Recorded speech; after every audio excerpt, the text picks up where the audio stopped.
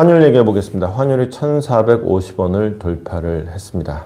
1,400원 채 안 됐어요. 1,400원이 넘는 순간에 이게 기사였어요. 연초만 해도 그랬습니다. 그런데 이게 50원이나 올랐다. 50원 오른 게 뭐 그렇게 대수냐 그러겠지만, 또 환율이 오른 게 뭐 그렇게 대수라고 생각할 수도 있겠지만, 이게 그렇게 간단한 일이 아닙니다. 주변에 혹시 유학 보낸 분이 있으세요? 이제 유학비 송금할 때가 되면 진짜 허걱 할 겁니다. 환율이 10%가 오른다 그러면, 지금까지 원화 기준으로 100만 원을 매달 보냈다 그러면은 환율이 10%가 오르면은 원화 기준으로 110만 원을 보내야 된다는 뜻이에요. 그거를 1년으로 하면은 이제 몇백만 원 수준으로 늘어나겠죠. 학비가 그런데 꼴랑 100만 원 하지 않겠죠. 그런 식으로 따져보면은 이제 지금까지는 아이고 힘들어 그러면서 중간에 손 한번 푸는 정도였다면, 이제는 허리가 꺾이는 상황을 맞이하게 되겠죠. 뭐 유학 보낸 얘기는 뭐 그래도 배부른 얘기다. 당장 기름값부터가 달라질 겁니다. 기름은 달러 주고 사오는 거고, 그 달러 값이 10%가 올랐다.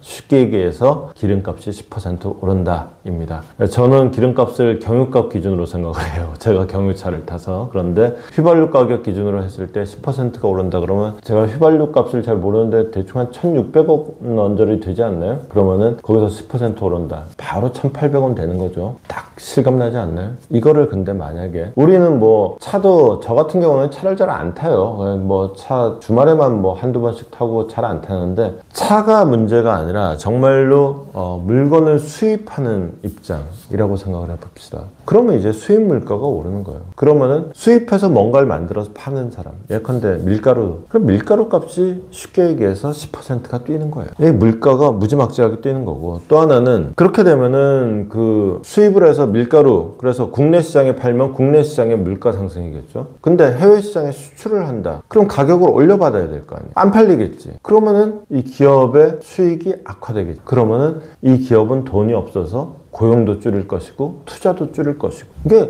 모든 게 악화되는 게 환율이라는 변수가 그렇게 중요해요. 그러면은 국내 물가가 오라, 환율이 뛰어서 국내 물가가 올랐다. 그러면은 한국은행의 입장으로 보면은, 한국은행은 물가 관리가 주 업무 아니겠어요? 자, 물가가 뛰어? 그러면은 그냥 기본적으로는 물가가 뛴다. 그럼 금리를 올린다요. 돈을 빨아 당긴다. 그런데 지금 상황은 어떻습니까? 완전 경기 하강, 경기 침체, 다 죽겠다.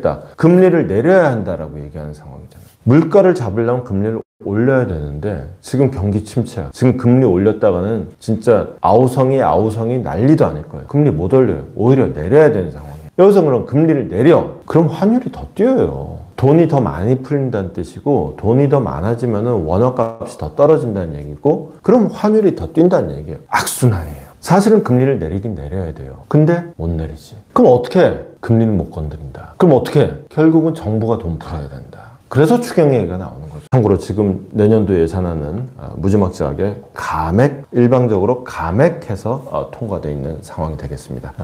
감액해서 통과시켜 놓고 지금 추경을 하기 위해서 안간힘을 쓰는 이런 상황까지 이해하시면 될 것 같습니다. 문제는 환율만 갖고도 그런데, 세상에 이제 우리가 살면서 중요한 일은, 우리가 하는 일은 둘 중에 하나입니다. 급한 일이거나 중요한 일이거나. 급한 일은 일단 환율로 인한 급한 불을 끄는 거고요. 중요한 일은, 자, 우리가 이런 식으로 살아가면은 앞으로 5년 안에 대한민국의 잠재 성장률은 1%대로 추락한다.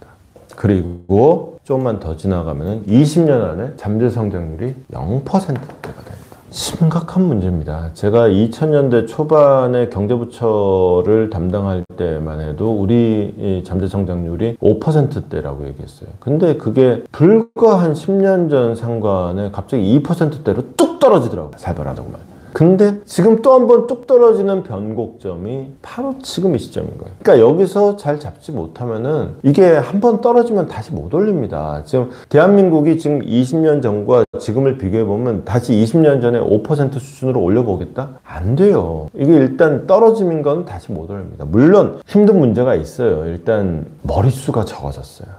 이게 경제 성장에 있어서 가장 중요한 건 인구수인데, 일단 출산율이 낮아져서 경제활동 인구의 지속적인 공급이 옛날만큼 안 되고 있다는 게 결정적인 문제긴 한데, 그것만 탓할 거냐? 그거 말고도 정말 많은 문제가 있다. 그래서 노동시장 개혁 문제라든가 연금 개혁 문제라든가 이런 걸 얘기를 했던 것인데 그런 거 아무것도 못 해놓고는 결국은 대통령 바뀌게 된 이런 상태가 된 겁니다. 이거는 다음 대통령이 누가 되든지 간에 0%대 시대를 살 것이냐, 대한민국 이대로 고스란히 늙어갈 것이냐, 이 답을 내놓는 사람이 다음 대통령이 돼야 된다. 그 어떤 세력에 속해 있거나 그 사람이 잘생겼거나 못생겼거나 품성이 이거 답을 내놓는 사람이 대통령이 돼야 된다라는 얘기.